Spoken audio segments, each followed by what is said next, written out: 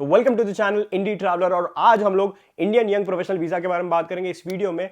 इसकी कॉस्ट क्या है, क्या एलिजिबिलिटी क्राइटेरिया है, आपके पास क्या क्या चीजें होनी चाहिए और कितने इसके बेनिफिट्स होंगे अगर आप यहाँ पे आते हो इतना सारा पैसा खर्च करके। तो क्या क्या चीजें आपको अपने दिमाग में रखनी चाहिए, ये सारी चीजों के बारे में हम लोग इस वीडियो में डिस्कस करेंगे। तो वीडियो को एंड तक देखना, क्योंकि फायदा मेरा नहीं, फायदा आपका होगा इससे, क्योंकि बहुत सारी चीजें पता चलेगी जो आपको पता नहीं है अभी। तो शुरू करते हैं। शुरू करते हैं। इंडियन यंग प्रोफेशनल वीजा जो है एक वीजा स्कीम है जो यूके के गवर्नमेंट ने निकाली है 2023 में, मतलब इस साल के स्टार्ट में। ऑलरेडी 3000 लोग आ चुके हैं फर्स्ट इनटेक में। अभी जो सेकंड इनटेक है वो स्टार्ट होगा 25 जुलाई को 1:30 बजे इंडियन स्टैंडर्ड टाइम, और इसका पोर्टल क्लोज होगा 27 जुलाई को 1:30 PM इंडियन स्टैंडर्ड टाइम। अब इसमें क्या क्या होगा, कैसे अप्लाई करना है और कौन से वेबसाइट से अप्लाई करना है, कितना पैसा अपने पास रखना है, तो सबसे पहले इन सारी चीजों के बारे में बात करते हैं। सबसे पहले आपको वेबसाइट जो है मैं बता देता हूँ कौन सी वेबसाइट है, वो है www.gov.uk, या फिर आप सिर्फ gov.uk भी गूगल पे अगर सर्च कर लोगे तो आपको मिल जाएगा। करना ये है, एक बार आप gov.uk में घुस गए, कुकीज़ आपने एक्सेप्ट कर ली, आपको एक सर्च बार दिखेगा, ठीक है। सर्च बार में आपको क्लिक करना है, वहाँ पे आपको लिखना है इंडियन यंग प्रोफेशनल वीज़ा। फिर उसके बाद एंटर करने के बाद आपको पहला या दूसरा ऑप्शन ही मिल जाएगा। जैसे ये देखो, अभी यहाँ पे दो दिख रहे हैं, आप कोई भी सिलेक्ट कर सकते हो। पहला वाला सिलेक्ट करते हैं। इंडियन प्रोफेशनल स्कीम वीज़ा के रिलेटेड जितने भी सारी चीज़ें हैं, तो जैसे यहाँ पे लिखा हुआ है कि सबसे पहली लाइन जो उन्होंने लिखी हुई है, क्योंकि बिल्कुल डाउट नहीं होना चाहिए लोगों को जो अप्लाई कर रहे हैं। फिर भी मैंने अभी जो रील डाली उसके ऊपर काफ़ी सारे मैसेजेस आ रहे हैं कि भाई मैं 32 साल का हूँ, क्या मैं आ सकता हूँ। यहाँ पे दिया हुआ है भाई क्लियरली कि 18 to 30 ईयर्स के बीच के ही लोग आ सकते हैं यहाँ पे। तो आप नहीं आ सकते अगर आप 30 के ऊपर हो या 18 के नीचे हो। तो ये वीज़ा रहेगा 2 साल का, ये भी यहाँ पे लिखा है पहले ही लाइन में। उसके बाद इन्होंने लिखा है कि ये जो स्कीम है ये बैलेट सिस्टम के थ्रू होगी। अब बहुत सारे लोगों को बैलेट सिस्टम नहीं पता। बैलेट सिस्टम मतलब है लकी ड्रॉ जैसे। अब जितने भी लोग अप्लाई करेंगे, 10 लाख लोग, 1 करोड़ लोग, उसमें से सिर्फ 3000 लोग निकलेंगे। कैसे? लकी ड्रॉ से। रैंडमली 3000 कैंडिडेट को पिक किया जाएगा। इसमें आपको कोई एकेडमिक्स या आपके पास कितने पैसे, ये सारी चीज़ें चेक नहीं करेंगे। अगर आपने नॉर्मल एलिजिबिलिटी क्राइटेरिया पूरा कर लिया तो बाकी तो फिर कुछ बात रहती नहीं है। अब ओवरव्यू के बाद सबसे पहले उन्होंने दिया हुआ है एलिजिबिलिटी क्राइटेरिया। यहाँ पे आपको you have to be Indian citizen. आपको इंडियन सिटीजन मतलब इंडियन पासपोर्ट होना चाहिए आपके पास। उसके बाद आपकी एज 18 to 30 ईयर्स के बीच में होनी चाहिए। क्वालिफिकेशन है वो बैचलर्स लेवल का होना चाहिए या उससे ऊपर होना चाहिए। मास्टर्स, PhD कुछ भी चलेगा, लेकिन मिनिमम जो है बैचलर्स तक होना। उसके बाद यहाँ पे सेविंग्स लिखी है जो आपके पास होनी चाहिए 2530 पाउंड, जो अराउंड 2,50,000 या 60,000 रुपीज़ होगी। जैसे मैंने बोला कि 25 जुलाई को ये पोर्टल खुलेगा 1:30 PM को इंडियन स्टैंडर्ड टाइम। तो उसके बाद जब ये 27 जुलाई को बंद हो जाएगा 1:30 PM इंडियन स्टैंडर्ड टाइम, उसके 3 हफ्ते बाद, एग्जैक्टली 3 वीक्स के बाद, यहाँ पे लिखा हुआ है उन्होंने, आपका डिसीजन आपको मेल के थ्रू आ जाएगा। अब पहले इनटेक में जो कैंडिडेट यहाँ पे आए थे उनके साथ भी ऐसा ही हुआ था। 2-3 वीक्स के बाद उनको मेल आ गया था, और जिन्हें नहीं आया इसका मतलब वो सिलेक्ट नहीं हुए। काफ़ी लोगों को आया था, काफ़ी लोग यहाँ पे आ गए। अब यहाँ पे कॉस्टिंग भी दी हुई है कि कितना कॉस्ट आपको लगेगा अगर आप सिलेक्ट होते हो। तो बहुत सारे लोगों को तो ये डाउट है कि क्या हमें पहले ही पैसे पे करने हैं। कोई ज़रूरत नहीं है, आपको पहले पैसे पे करने की ज़रूरत है नहीं। आप जब सिलेक्ट हो जाओगे, जब आप बैलेट सिस्टम में सिलेक्ट हो जाओगे, 3000 में से आप एक कैंडिडेट हो गए, तब आपको पैसे भरने पड़ेंगे। वो पैसे कितने हैं और किस किस चीज़ के हैं वो देखते हैं। सबसे पहले तो एप्लीकेशन की फ़ी, जो आप एप्लीकेशन करोगे उसकी फ़ी होगी 259 पाउंड्स, मतलब 26,000 रुपीज़ के आसपास। फिर आपका होगा हेल्थ सरचार्ज, जो होगा 940 पाउंड्स, मतलब 1,00,000 रुपए के आसपास। अब ये हेल्थ सरचार्ज क्या है? हेल्थ सरचार्ज बेसिकली जैसे आपका इंश्योरेंस हो गया। यहाँ पे आप जब आते हो NHS के साथ, आपका जो इंश्योरेंस होता है, मतलब आपको अगर कुछ भी होता है आपको GP के पास रजिस्टर करना होता है। GP मतलब डॉक्टर होता है आसपास आपके। तो आप उनके पास जब रजिस्टर कराते हो आपको सारी सुविधाएं जो होती है फ्री होती है, डेंटल और आई को छोड़ के बाकी सारी चीज़ें आपको फ्री में होती है। तो इसके लिए वो पैसे हैं, वो आपके 2 साल के पैसे। ये जितने भी कह रहा हूँ मैं, ये 2 साल के आपके वीज़ा के पैसे हैं। ये हेल्थ सरचार्ज जो है ये तो इंश्योरेंस है। उसके बाद अगेन यहाँ पे वही सेविंग्स वाला लिखा है कि आपको 2.5 लाख रुपए आपके पास होने चाहिए सेविंग्स में। यहाँ पे इन्होंने ये भी लिखा है कि आपकी एप्लीकेशन फ़ी जो है वो रिफंड नहीं होगी, मतलब कि 25-26 हज़ार रुपये जो आपकी एप्लीकेशन फ़ी है वो रिफंड नहीं होगी अगर आपका वीज़ा रिजेक्ट हो जाता है तो। इसीलिए आपको यहाँ पे इन्होंने लिंक दी हुई है कि आप अपना एलिजिबिलिटी क्राइटेरिया पहले तो चेक कर लें। अब वीज़ा एप्लीकेशन फाइल करने से पहले आपको Indian young professional visa scheme ballot जो है उसमें सिलेक्ट होना पड़ेगा। अगर आप सिलेक्ट होते हो तभी आप वीज़ा फाइल कर सकते हो, उसके पहले तो आपको मेल ही नहीं आया तो आप नहीं फाइल कर सकते। ये कहना चाहते हैं। पैसे आपके बैंक अकाउंट में जो है 28 डेज़ के लिए स्ट्रेट चाहिए। जब भी आप वीज़ा अप्लाई करोगे उसके 1-1.5 महीने पहले आप पैसे डाल दो बैंक में, और 28 से ज़्यादा डेज तक कोशिश करो कि मेंटेन हो पाए वो। ऑब्वियसली अगर आप बैलेट सिस्टम में सिलेक्ट हो जाते हो तो फिर आपको वीज़ा एप्लीकेशन फाइल करना है, लेकिन आप एलिजिबिलिटी चेक करो कि आपका, क्योंकि बैलेट सिस्टम में तो आपको सिर्फ बहुत नॉर्मल है। मैं बताता हूँ क्या क्या डॉक्यूमेंट्स लगेंगे।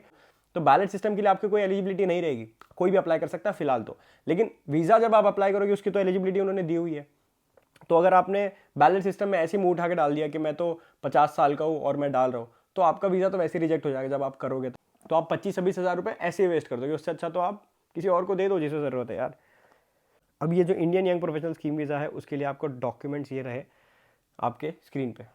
आपका वैलिड पासपोर्ट आपके पास होना चाहिए, उसके बाद 2.5 लाख रुपए आपके बैंक अकाउंट में उसका एविडेंस या बैंक स्टेटमेंट होना चाहिए आपके पास। क्वालिफिकेशन का एविडेंस होना चाहिए, डिग्रीज। उसके बाद आपका ट्यूबरक्लोसिस का टेस्ट मतलब टीबी टेस्ट के रिजल्ट्स होने चाहिए। अगर इंडिया से अप्लाई कर रहे हो तो आपके पास टीबी टेस्ट होना चाहिए, वो भी एक रजिस्टर्ड डॉक्टर के पास होता है। आप जिस भी सिटी में रह रहे हो, आप जब यूके गवर्नमेंट के वेबसाइट पे जाओगे टीबी टेस्ट के लिए, तो आपके सिटी में कौन से ऐसे डॉक्टर हैं जो टीबी टेस्ट यूके के लिए देते हैं। इसमें लिखा है कि how long can you stay. अब जैसे कितने साल के लिए आपको ये वीज़ा मिलेगा, ये मिलेगा आपको 24 मंथ मतलब 2 साल के लिए आपको मिलेगा। सेकंड लाइन में ऐसा लिखा है। और उसके बाद उन्होंने ये लिखा है कि आप कभी भी यूके से बाहर जा सकते हो अगर आपके पास वैलिड वीज़ा है तो, और वापस आ सकते हो यूके में 2 साल तक, जब तक आपके पास वीज़ा वैलिड है तब तक।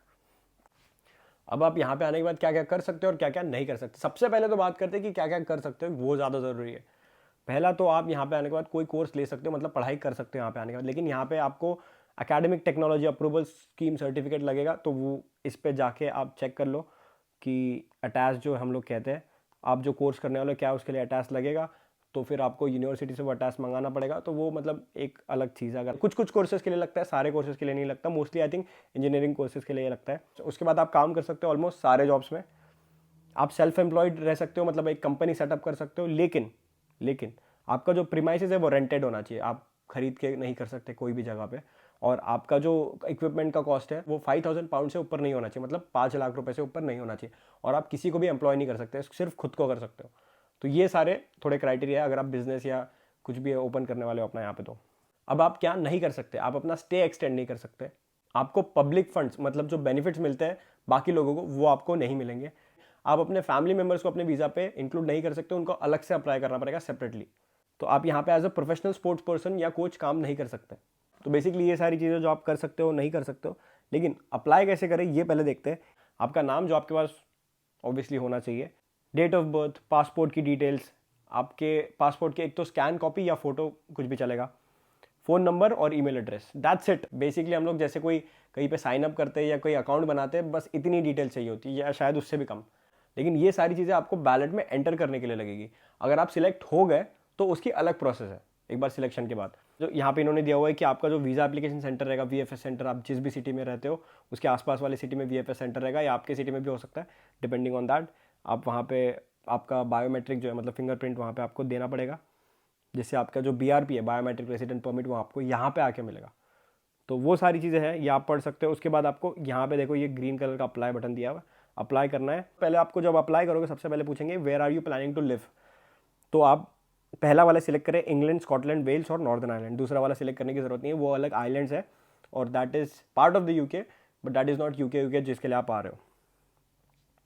उसके बाद do you have a current EU, EEA और स्विस पासपोर्ट, उसमें बोलना है नो और फिर कंटिन्यू करना है, क्योंकि आपके पास नहीं। अगर होगा तो आप यस कर सकते हो। उसके बाद select country to provide your biometrics. अगर आप इंडिया से हो तो आपको लिखना है इंडिया, कहीं और से हो तो फिर वो कंट्री। तीसरा जो क्वेश्चन है वो है check available visa application centre locations.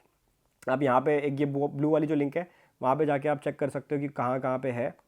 आपको पहला वाला ऑप्शन सिलेक्ट करना है, I have identified the location where I will provide my biometrics. उसमें जाके नेक्स्ट करना है। टेम्प्रेरी वर्कर और यूथ मोबिलिटी स्कीम वीज़ा जो है, आप उसमें अपने डिपेंडेंट्स को या फैमिली मेम्बर्स को ऐड नहीं कर सकते। फिर से उन्होंने 4 बार वही चीज़ लिखी हुई है, उनके लिए सेपरेट फॉर्म है, उनको अलग से भरना पड़ेगा। आप इस पेज पे आ जाओगे, टेम्प्रेरी वर्कर और यूथ मोबिलिटी वीज़ा, आपको इसमें कुछ करने की ज़रूरत है नहीं। सीधा नीचे जाना है, अप्लाई नाउ पे क्लिक करना है। यहाँ पे नीचे आने के बाद आपको अपना ईमेल एड्रेस डालना है, पासवर्ड डालना है और सेव एंड कंटिन्यू करना है। इससे क्या होगा कि आपका अकाउंट क्रिएट हो जाएगा। उसके बाद की प्रोसेस बहुत ईजी है, आपका नाम, आपके पासपोर्ट की फ़ोटो ये डाल के सबमिट करना है। वो करने के बाद आपके स्क्रीन पे एप्लीकेशन सबमिटेड ऐसा आ जाएगा और आपका काम हो जाएगा। इसके बाद 3 हफ्ते के बाद आपको रिजल्ट आएगा कि आप सिलेक्ट हुए हो या नहीं हुए हो। लेकिन यहाँ पे आने के बाद आपको कौन सी सिटी में रहना चाहिए, कहाँ पे ज़्यादा जॉब मिलेंगे, कहाँ पे ज़्यादा एक्सपोजर है, आपको इंटरनेशनल एक्सपोजर कहाँ मिलेगा और कहाँ पे आप ज़्यादा पैसे कमा सकते हो, ये सारी चीज़ों के बारे में अगर आपको जानना है तो मैंने ऑलरेडी एक वीडियो बनाया, ये नीचे दिया हुआ, मैं आपको इस वीडियो में सारी इन्फॉर्मेशन मिल जाएगी। और अगर आपको ये वीडियो पसंद आया तो प्लीज़ लाइक करें, शेयर करें और सब्सक्राइब करें। मिलते हैं आपको नेक्स्ट वीडियो में।